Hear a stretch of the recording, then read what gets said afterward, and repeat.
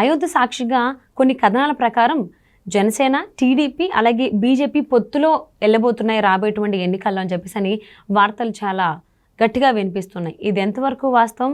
ఈ పొత్తు అనేది అసలు అవుతుందా అవ్వదా?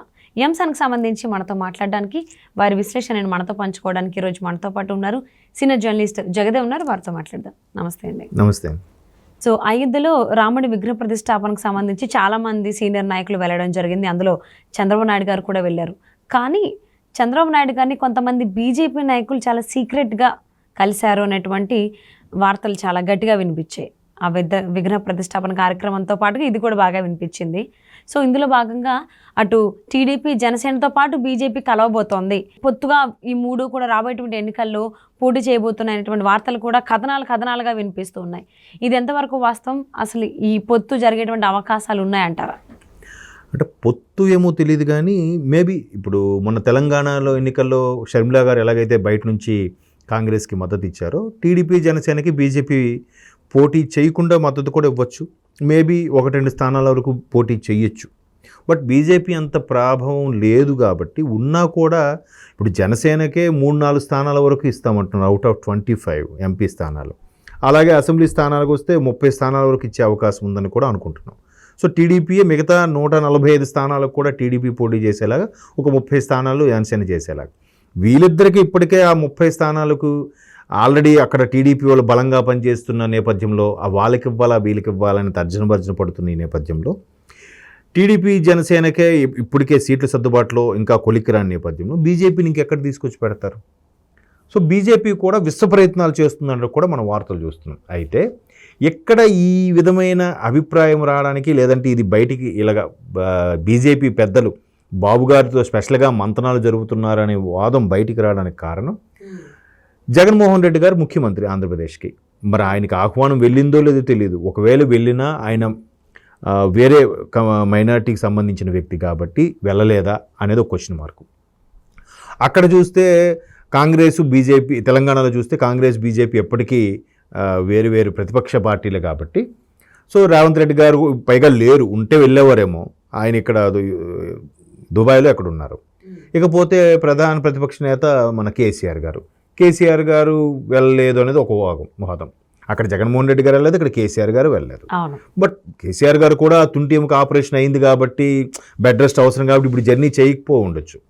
లేదా అయోధ్య దానికి వెళ్తే మైనారిటీ ఓట్లు ఎక్కడ మనకు పోతాయో రాబోయే లోక్సభ ఎన్నికల్లో అనే భయపడి కూడా వెళ్ళకపోయిండొచ్చు ప్రముఖ నేతలు ఎవరైతే ఉన్నారో. బట్ టీడీపీకి అది లేదు, ఆ అపవాదు లేదు. మైనారిటీలైనా అన్ని కులాల వారు, అన్ని మతాల వారు కూడా టీడీపీలో బాగానే మనగలుగుతారు, టీడీపీని బాగానే ఉంటారు అందులో అనే ఫీలింగ్ ఉన్నది కాబట్టి మేబీ ఈయన వెళ్ళారేమో. దానికి తగ్గట్టుగా మన శ్రీకాకుళం ఎంపీ రామ్మోహన్ నాయుడు గారు కూడా ఒక ట్వీట్ చేశారు. అధినేతతో ఇలాగ అయోధ్యకు బయలుదేరాను నేను అన్నట్టుగా పోస్ట్ చేశారు. సో ఆయన కలవడ్డం. అండ్ మోర్ ఓవర్ ఇక్కడ ఆంధ్రాలో ఎవరైతే పొత్తు పెట్టుకున్నారో ఇద్దరు నాయకులు కూడా అక్కడ కనిపించారు, ప్రత్యక్షమయ్యారు. పవన్ కళ్యాణ్ గారు ప్రత్యక్షమయ్యారు, చంద్రబాబు నాయుడు గారు ప్రత్యక్షమయ్యారు. అఫ్కోర్స్ వీళ్ళతో పాటు చాలామంది ప్రముఖులు, క్రికెటర్స్, యాక్టర్స్, నాయకులు, ఆల్మోస్ట్ ఆల్ ప్రముఖులందరికి కూడా వెళ్ళిందండి. ముఖ్యమంత్రులకు కానీ ప్రధాన ప్రతిపక్ష నేతలకు కానీ వెళ్ళింది. కాకపోతే కొందరు వెళ్ళారు, కొందరు వెళ్ళలేదు. ఇప్పుడు తమిళనాడు ఉన్నారు, వాళ్ళు పక్కాగా ఆయన ఉదయనిష్టాలను పచ్చిగా మాట్లాడుతున్నాడు. ఆయన ఈ రామాలయం గురించి కానీ, అక్కడ బాబరీ మసీద్ కూల్చేసి కట్టిన ఆలయంకు మేము ఎలా వస్తామన్నట్టుగా కూడా ఆయన పచ్చిగా అలాంటి వాళ్ళు రాకపోయి ఉండొచ్చు. బట్ ఈయన అవకాశం ఉంది చంద్రబాబు నాయుడు గారు కాబట్టి వెళ్ళారు, వచ్చారు. వెళ్తే అక్కడ ఈయనకు ఒక స్పెషల్ ట్రీట్మెంట్ కానీ కొన్ని రకాల వీడియోస్ చూసేసరికి ఖచ్చితంగా బీజేపీ స్పెషల్ ట్రీట్మెంట్ ఇస్తుంది బాబు గారికి, ఖచ్చితంగా మంతనాలు జరిగే ఉంటాయని కూడా ఒక ఆలోచన. మేబీ ఇప్పుడు రాజకీయ నాయకులు ఖచ్చితంగా ఇద్దరు ఉద్దండులు కలిశారంటే రాజకీయాల గురించే మాట్లాడుకుంటారు. అలాగే ఒక సినిమా ఇండస్ట్రీకి సంబంధించిన ఇద్దరు కలుసుకున్నారంటే సినిమాల గురించే మాట్లాడుకుంటారు కదా, వేరే టాపిక్కే ఉండదు. బట్ చంద్రబాబు నాయుడు గారు కూడా స్పెషల్గా రామాలయం ఆనుకున్న లాబీలోకి వెళ్ళి కూర్చోవడము, ఆయన స్పెషల్గా ట్రీట్ చేయడం కొన్ని వీడియోస్ కూడా మనం చూసాం. సో బీజేపీ పెద్దలు కూడా ఇప్పుడు కాదు, మొదటి నుంచి కూడా చంద్రబాబు గారు అరెస్ట్ అవ్వక ముందు నుంచి కూడా బీజేపీ టీడీపీతో పొత్తు పెట్టుకోవాలని, టీడీపీ జనసేనతో కలిపి పొత్తు పెట్టుకోవాలని, ఆంధ్రాలో పోటీ చేయాలని, ఆంధ్రాలో ఆ విధంగా మరలా పాగా వేయాలని, 2014లో ఎలాగైతే 2 సీట్లైనా గెలుచుకున్న 2 సీట్లు మంత్రులను చేసుకొని బీజేపీ తన మార్కు చూపించుకుందో, మళ్ళీ ఈసారి కూడా ఆంధ్రాలో కాస్త పాగా వేసి దాని ప్రభావాన్ని పెంచుకోవాలనే ఉద్దేశంలో తహతహలాడుతుందన్నట్టుగా చాలా వార్తలు చూసాం, సోషల్ మీడియాలో కూడా వైరల్ అయింది. కానీ కొన్ని సర్వేలు ఏం చెప్తున్నాయంటే టీడీపీ జనసేన అలియన్స్ అయితే పక్కగా గవర్నమెంట్ ఫామ్ చేస్తుంది, 130 నుంచి 140 స్థానాల వరకు వస్తాయి అసెంబ్లీ స్థానాలు. ఒకవేళ బీజేపీతో కలిస్తే కాస్త 1 or 2% ఓటింగ్ తగ్గిపోయే ఛాన్సెస్ ఉన్నాయి. సో అలా తగ్గిపోయినప్పుడు చాలా దగ్గర పెద్ద ఆ 1% అనుకోవచ్చు మీరు, ఆ 1% కూడా చాలా ఇంపాక్ట్ పడుతుంది. ఇప్పుడు 1,00,000 ఓట్లు ఉన్నాయనుకో, 1,00,000లో 1% అంటే 1000 ఓట్లు. 2019లో కూడా 1000 ఓట్లు 1,500 ఓట్ల తేడాతో టీడీపీ సుమారుగా 60 సీట్ల వరకు కోల్పోయింది కదా. సో ఇప్పుడు కూడా మళ్ళీ బీజేపీ కలిస్తే అలాంటి సీట్లు కోల్పోవడం వల్ల అక్కడ వైసీపీ గెలిచింది అనుకోండి. ఇప్పుడు మొన్న ఇక్కడ కామారెడ్డిలో ఏమైంది, రేవంత్ రెడ్డి గారు ముఖ్యమంత్రి, మాజీ ముఖ్యమంత్రి ఇద్దరూ పోటీ చేయడం వల్ల అక్కడ అల్టిమేట్గా బీజేపీ వ్యక్తి రమణారెడ్డి గారు గెలిచారు. సో అలాగే ఇక్కడ మళ్ళీ టీడీపీ జనసేన బీజేపీ ఎంత ప్రభావంగా ఉండడం వల్ల వీళ్ళందరూ షేర్ చేసుకుంటే ఓట్లు అక్కడ మళ్ళీ వైసీపీ వచ్చేస్తే అది ప్రాబ్లం కదా. సో అలాంటి ఉద్దేశంతో వీళ్ళు బీజేపీతో కలవట్లేదన్నది కూడా ఒక అభిప్రాయం. కానీ బీజేపీ మాత్రం మళ్ళీ బాబు గారితో కలిసి వెళ్ళాలని, కలుపుకుపోవాలని కూడా విశ్వ ప్రయత్నాలు చేస్తున్నట్టుగా కూడా మనకు అనిపిస్తుంది. అవును. అండ్ దట్టు ఈ అయోధ్య కార్యక్రమం, రాముడి విగ్రహ ప్రతిష్టాపన కార్యక్రమంలో ఈ 3 పార్టీలకు సంబంధించిన నాయకులు కూడా సీక్రెట్గా భేటీ అయ్యారు అనేటువంటిది కూడా వార్తలు వినిపిస్తూ ఉన్నాయి. అవును అవును, అదే ఇప్పుడు ఎలాగో ఒకలాగా కనీసం లోక్సభ స్థానాల్లోకైనా మాకు చేర్చుకోండి, లేదా అసెంబ్లీ స్థానాల్లోకైనా కొన్నైనా చేర్చుకోండి, లేదా బయట నుండి మాకు మద్దతు ఇచ్చేలా చెప్పండి. ఇప్పుడు కాకపోయినా ఒకవేళ గవర్నమెంట్ ఏపీలో TDP Janasena government form చేశాకైనా Lok Sabha స్థానాలు 25 స్థానాలకు ఒక 20 స్థానాలు 18 స్థానాలు గెలుచుకుందే అనుకోండి. సో అప్పటి నుంచే బయట నుంచి మద్దతు ఇవ్వండి అన్నట్టుగానే ఉంటుంది కదా. బీజేపీ వాళ్ళ కాన్సెప్ట్ ఏంటంటే సెంట్రల్లో ఎలాగైనా గవర్నమెంట్ ఫామ్ చేయాలి.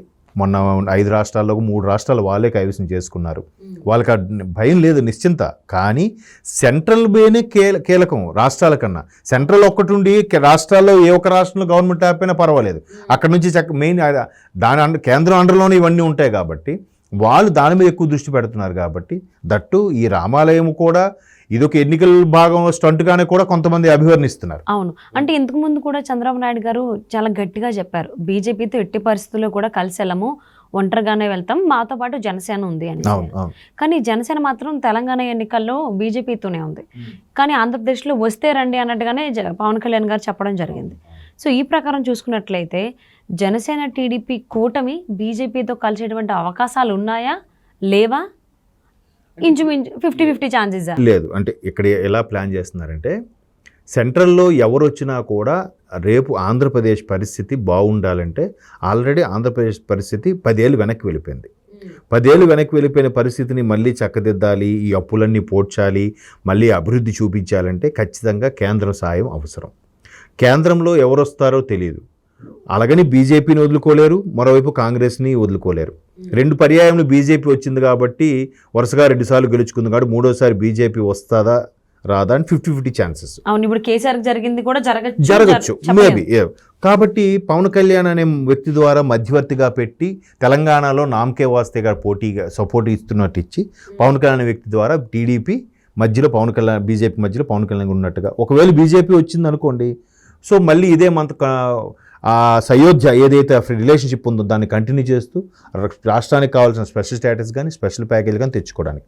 ఒకవేళ కాంగ్రెస్ వచ్చింది అనుకోండి, మరలా కాంగ్రెస్తో కూడా చెడిపోకుండా బయటికి ఏమి ప్రకటించకుండా ఉంటే, కాంగ్రెస్తో కూడా అయోధ్య పోకుండా ఉంటే అప్పుడు కాంగ్రెస్ నుంచి కూడా మనకు రావాల్సిన నిధులు ఏవైతే ఉన్నాయో స్పెషల్ స్టేటస్ కానీ ప్యాకేజీలు అవి కూడా తెచ్చుకోవాలిగా.